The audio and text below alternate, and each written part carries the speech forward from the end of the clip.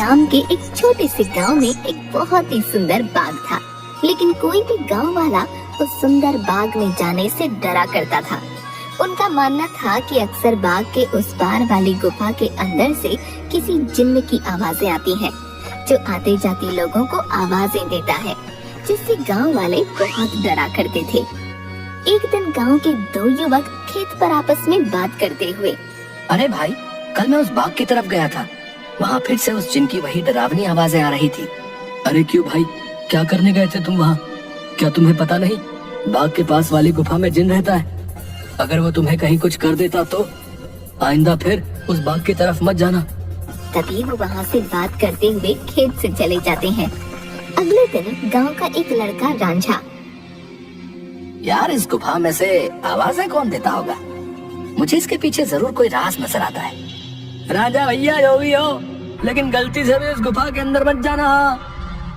लेकिन इस गुफा का रहस्य तो मैं जान कर रहूंगा। सब गांव वाले डर के साए में आखिर कब तक रहेंगे? उसके बाद शाम हो गई और रांझा और उसका दोस्त अपने अपने घर चले गए। अगले दिन सुबह सारे गांव में सन्नाटा था और रांझा के घर के बाहर उसकी लाश रखी हुई थी। सब रो रहे थे। शाम को बस ये बोल के घर से निकला था कि आज एक रहस्य से पर्दा उठाने जा रहा हूँ। मेरे रांझा की बहादुरी उसे ले डूबी। हाय मेरा बच्चा। हो ना हो, ये उस गुफा वाले जिन ने ही किया है। हाँ, उसी गांव में धन्नू नाम का व्यक्ति रहता था, जो एक व्यापारी था। उसकी दो बेटियां थीं, रीमा और सीमा। उन दोनों को रंग बिरंगे फूलों का बहुत शौक था।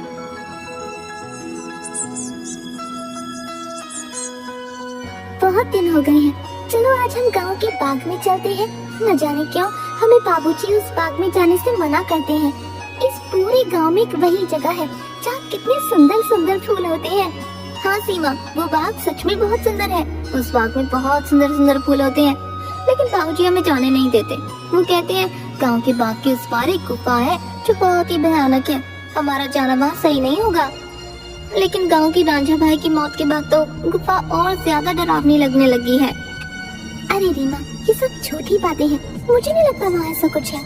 और वैसे भी गांव वालों ने उस जिन्न को देखा नहीं, बस उसकी आवाज ही सुनी है। अगर सच में वहाँ कोई जिन्न होता तो क्या गांव वालों के सामने नहीं आता?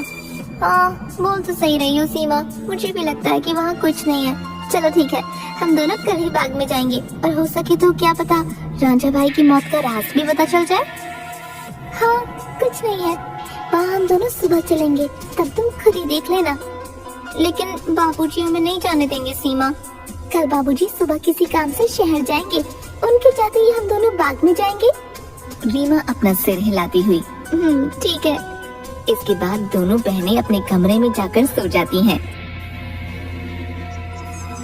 अगली सुबह, देखो मेरी प्यारी बेटियों, मैं किसी काम से शहर जा रहा हूँ। तुम दोनों अपना ख्याल रखना और उस बाग में फूल तोड़ने मत जाना। वो जगह अच्छी नहीं है, कोई भी गांव वाला वहाँ नहीं जाता। पता है ना, रांझा भी वहीं जाने से मारा गया था। हम दोनों बहनें उस बाग में नहीं जाएंगी। इसके बाद धन्नू वहाँ से चला जाता है। उसके जाते ही दोनों बहनें उस बाग की तरफ जाने लगती हैं कि तभी एक गांव का आदमी उन्हें देख लेता है। अरे सीमा और रीमा बेटिया, तुम इस बाग की तरफ कहाँ जा रही हो? क्या तुम्हें नहीं पता कि बाग की उस तरफ एक गुफा है जो बहुत ही डरावनी है? वहाँ से अक्सर किसी जिन की आवाज आती है। अरे काका, हम दोनों बस बाग में ही जा रहे हैं, वहाँ से कुछ फूल लेकर बस अभी आ जाएंगे। आप चिंता मत कीजिए, हम बाग के उस तरफ वाली गुफा में नहीं जाएंगे। चलो ठीक है बेटिया, लेकिन तुम दोनों शाम होने से पहले आ जाना। अच्छा, अब मैं चलता हूँ। इसके बाद वो आदमी वहाँ से चला जाता है। थोड़ी दूर चलने पर सीमा और रीमा देखती हैं कि दो चोर आपस में बातें कर रहे होते हैं। अरे भाई, हम ये सही कर रहे हैं क्या? गांव वाले तो कहते हैं उस गुफा में एक जिन रहता है जो लोगों को आवाजें देता है। मुझे नहीं लगता है ऐसा कुछ है। वो गुफा गांव के सरपंच की है। मुझे तो लगता है उसमें बहुत सारा खजाना होगा। सब गांव वालों को डराने का बहाना है। बस चलो, चलकर आज देख ही डालते हैं। इसके बाद वो दोनों गुफा की ओर जाने लगते हैं। उन्हें गुफा की ओर जाता देख रीमा और सीमा भी उनके पीछे जाने लगती हैं कि तभी वो देखती हैं कि वो दोनों चोर गुफा के अंदर जाने ही वाले होते हैं कि वहाँ एक औरत आती है जो देखने में काफी भयानक होती है और उसके हाथ में एक टोकरी होती है जिसमें बहुत सारे रंग बिरंगे फल होते हैं। तभी वो औरत उन दो चोरों से कहती है, कहाँ जा रहे हो तुम दोनों? क्या तुम्हें पता नहीं इस गुफा में एक जिन्न रहता है? वो तुम्हें मार डालेगा।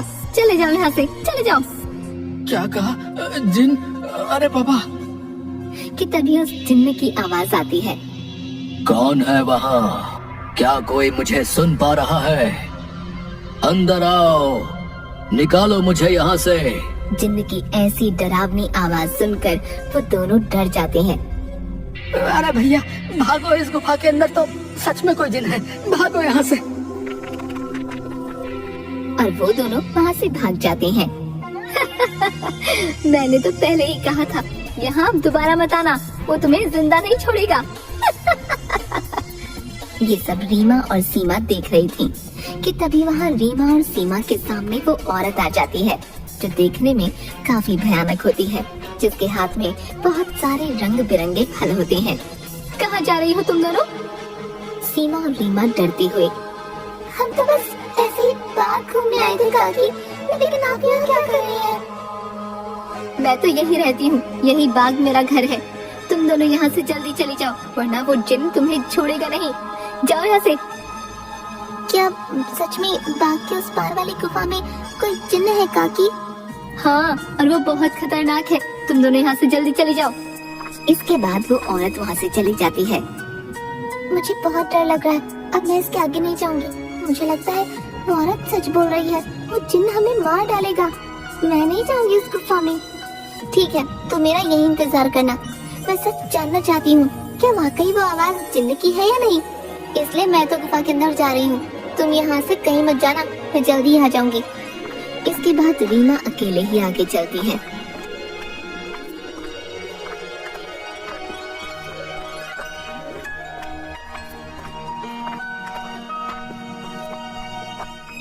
रीमा चलते चलते उस गुफा के पास पहुंच जाती है। तभी एक आवाज उसे सुनाई देती है जो काफी भारी होती है। ऐसा लगता है जैसे किसी रोते हुए इंसान की आवाज हो वो। कोई है यहाँ? मुझे यहाँ से बाहर निकालो। मैं इस गुफा में बरसों से कैद हूँ, निकालो मुझे यहाँ से। रीमा बड़ी हैरानी से वहीं खड़ी हो जाती है। कौन हो तुम और क्यों मुझे आवाज लगा रहे हो? क्या तुम वही जिन्न हो जिसके बारे में गांव वाले बात करते हैं? क्या सच में तुम यहाँ इस गुफा में हो? हाँ, मैं जिन हूँ। मैं कई सालों से इसी गुफा में कैद हूँ। मेरी सहायता करो लड़की, मेरी बात मानो। मैं तुम्हें कोई नुकसान नहीं पहुंचाऊंगा। तुम मुझे इस गुफा से आजाद कर सकती हो। इसके बाद मैं यहाँ से हमेशा के लिए चला जाऊंगा। मेरी सहायता करो। क्या सच में हमेशा के लिए तुम यहाँ से चले जाओगे? मैं तुम्हारी सहायता जरूर करूंगी। मुझे क्या करना होगा जिन? बताओ मुझे, मैं अवश्य ही करूंगी। तभी गुफा के दरवाजे खुलते हैं और रीमा उस गुफा के अंदर चली जाती है।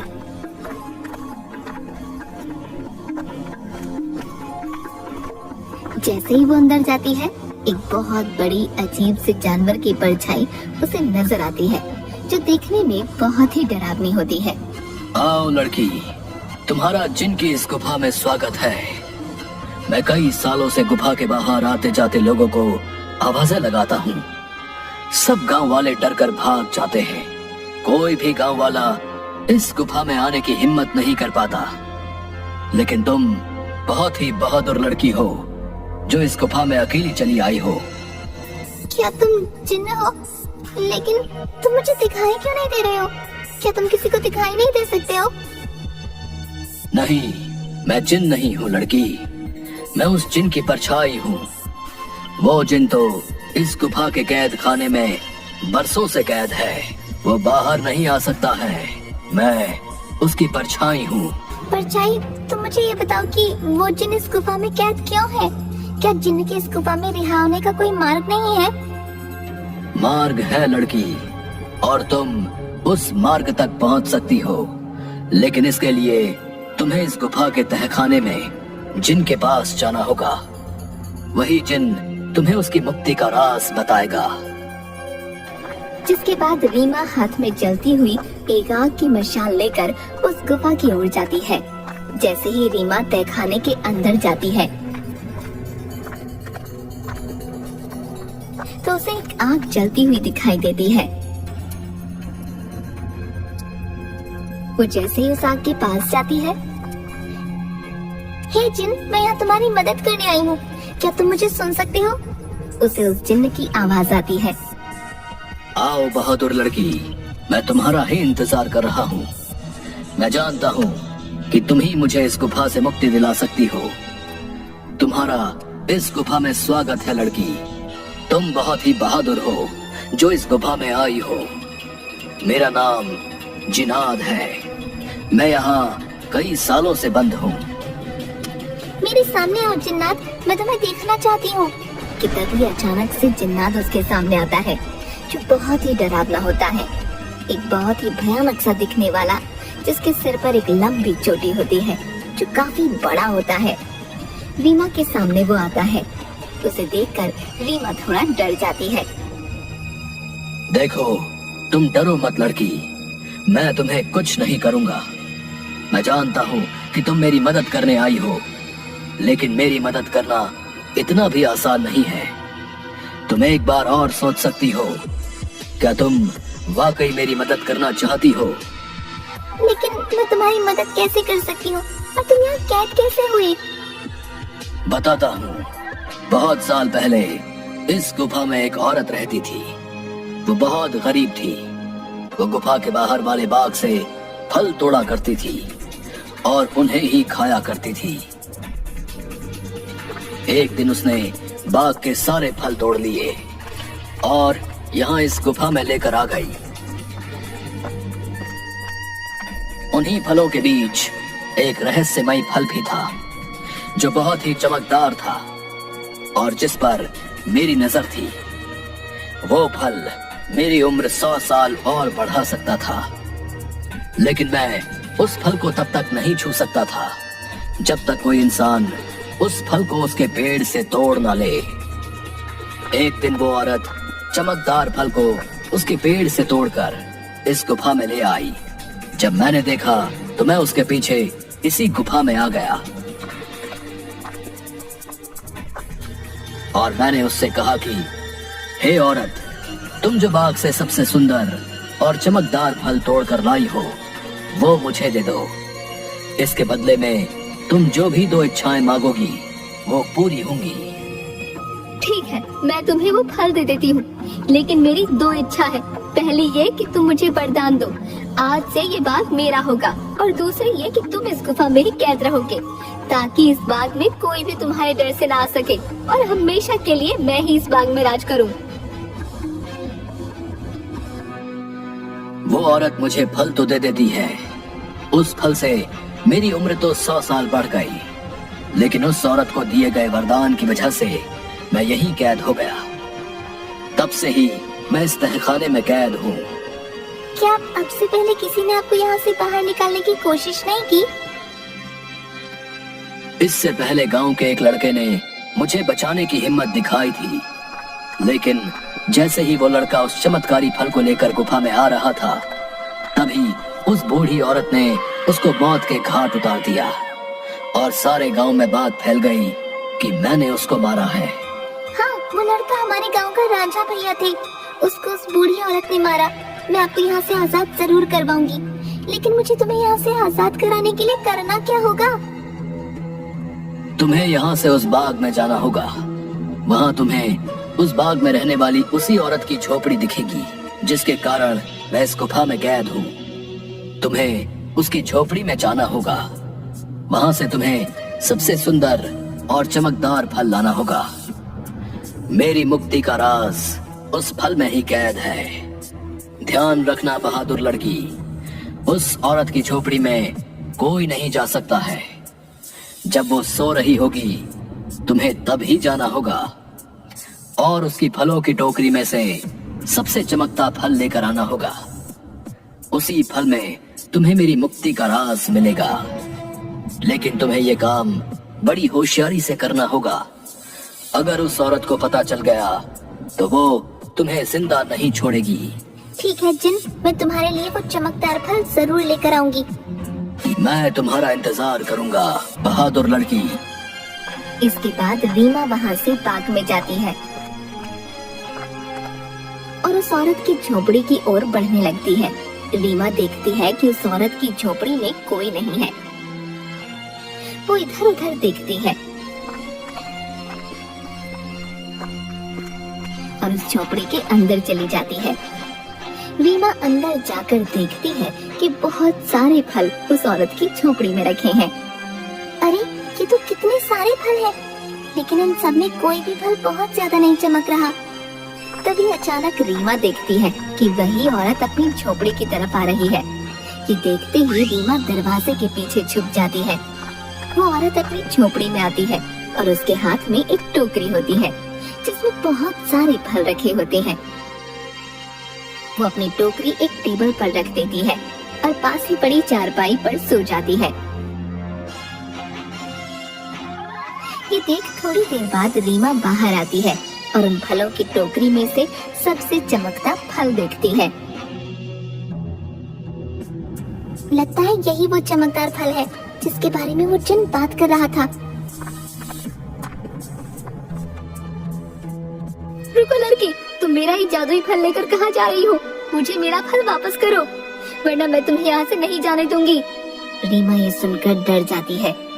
मुझे फल ले जाने दो काकी, मैं इस फल को उस जिन्न को देकर उसे उस गुफा से आजाद कराना चाहती हूँ, ताकि सारे गांव वाले बिना डरे यहाँ सके। मुझे इस फल को लेकर जाने दो काकी। क्या कहा लड़की? तुम मेरी कई सालों की मेहनत पर पानी फेर देना चाहती हो? उस जिन्न के रिहा होते ही ये सब गांव वाले मुझे इस बाग से निकाल देंगे। नहीं नहीं, मैं ऐसा नहीं होने दूंगी।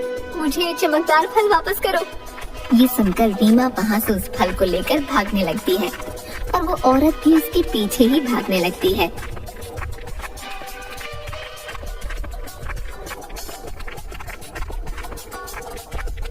रीमा भागते भागते उस गुफा में पहुंच जाती है। जैसे ही वो गुफा में पहुंचती है, वो जादुई फल उसके हाथ से नीचे गिर जाता है, जिसके गिरते ही तोते में बदल जाता है। रीमा ये देखकर हैरान हो जाती है। तभी वो औरत वहाँ आ जाती है। ये तुमने क्या किया लड़की? इस जादुई फल को नीचे गिरा दिया और अब ये तोता तुम्हें उस जिन्न की आजादी का सबसे आखिरी रास्ता बताएगा। नहीं, मैं ऐसा नहीं होने दूंगी, मैं तुम्हें मार डालूंगी। वो औरत रीमा को जैसे ही अपने हाथों से मारने आगे बढ़ती है, वो औरत अचानक से आग में जलने लगती है, जिसे देख रीमा हैरान हो जाती है। तभी एक आवाज सुनाई देती है जो उस जिन्न की परछाई की होती है। डरो मत बहादुर लड़की, इस लालची औरत को इसके किए की सजा मिल चुकी है। अब तुम्हें अपनी मंजिल का आखिरी पड़ाव पार करना है, जिसमें ये तोता तुम्हारी मदद करेगा। तभी अचानक से वो तोता उड़ने लगता है और गुफा में उसी तरफ भागने लगता है जहाँ वो जिन्न कैद था। रीमा भी उसके पीछे पीछे चलने लगती है।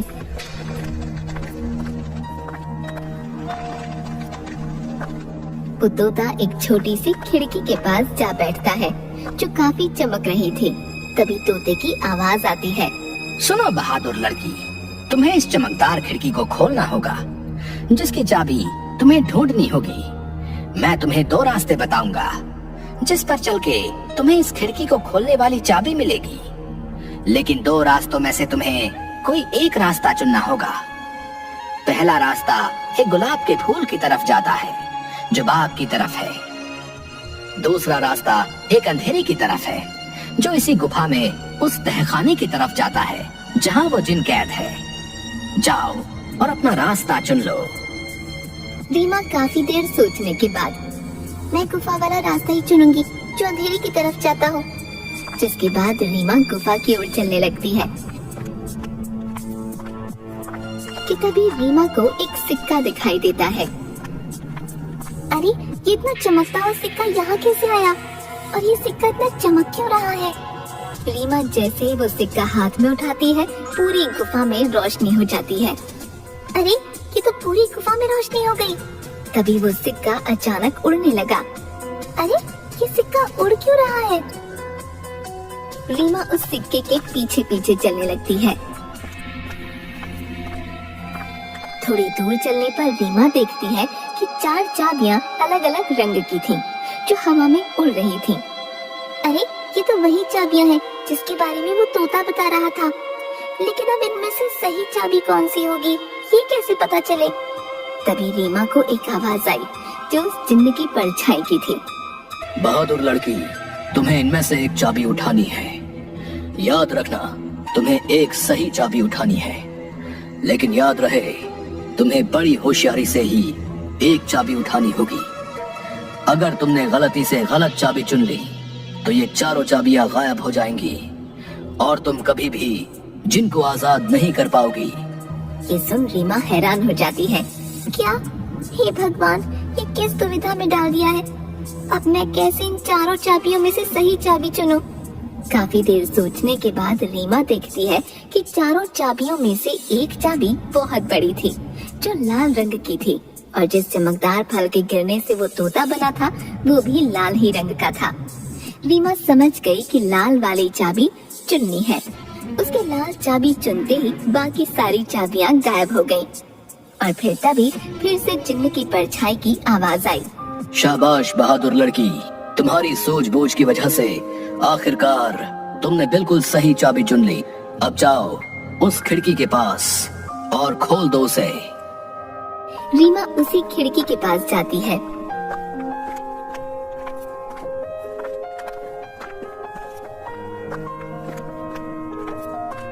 और देखती है कि अभी भी वो तोता उस खिड़की के पास ही बैठा था। ये देखो, मैं इस खिड़की की चाबी ले आई हूँ। तुम वाकई बहुत बहादुर हो लड़की। अब तुम इस चाबी से इस खिड़की को खोल दो। रीमा जैसे ही उस चाबी को खिड़की में लगाती है, खिड़की अचानक से खुल जाती है। रीमा देखती है उस खिड़की के बाहर बहुत रोशनी थी, जिसकी चारों तरफ बहुत सारे चमकदार फल चमक रहे थे और बहुत सारी तितलियां उनके पास मंडरा रही थी। वो तोता उस खिड़की में उड़ता हुआ चला जाता है और तोता खिड़की के बाहर जाते ही उस जिन्न में बदल जाता है, जो कई सालों से गुफा में बंद था।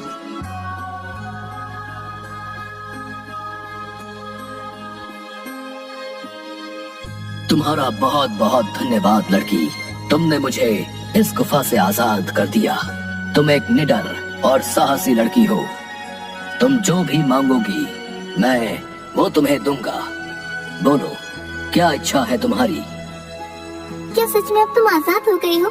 अब तुम इस गुफा में नहीं हो। अब सब गांव वाले यहाँ आ सकेंगे। मैं और मेरी बहन भी अब बाग में आ सकेंगे कभी भी। हाँ बहादुर लड़की, अब किसी को भी डरने की कोई जरूरत नहीं है। अब मैं इस गुफा से बाहर आ गया हूँ अपनी दुनिया में। अब मैं किसी को आवाजें नहीं दूंगा। तुम जब चाहो यहाँ आ सकती हो। तुम्हारी ही वजह से मैं आजाद हो पाया हूँ। तुम मुझसे जो भी मांगोगी मैं तुम्हें वही दूंगा। बोलो, क्या इच्छा है तुम्हारी?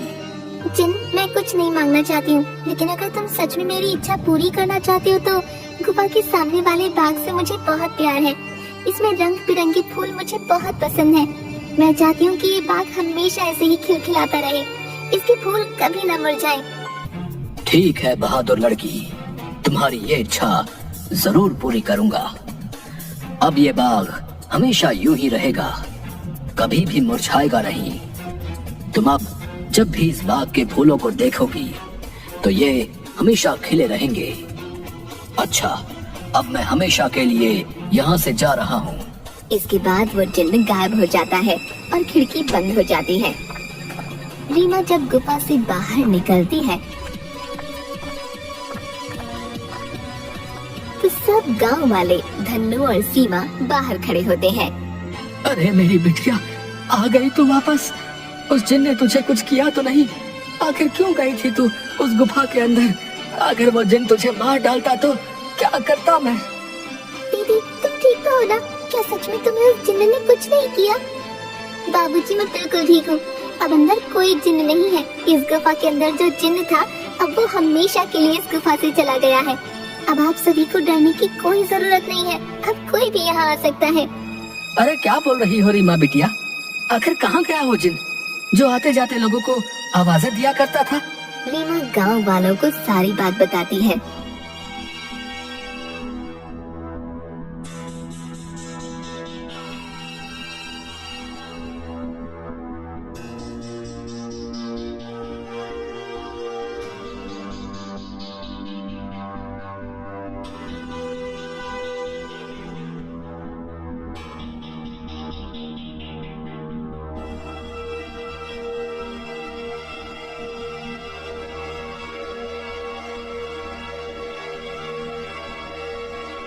थोड़ी देर बाद गांव वाले बहुत खुश होते हैं और रीमा से बोलते हैं, अरे रीमा बेटिया, तुम तो सचमुच में बहुत बहादुर हो।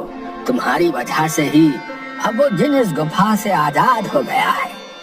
अब हम गांव वालों को डरने की कोई जरूरत नहीं है और रांझा की मौत का रहस्य भी सब गांव वालों को पता चल गया। इसके बाद गांव वाले बिना डरे हंसी खुशी गांव में रहने लगते हैं।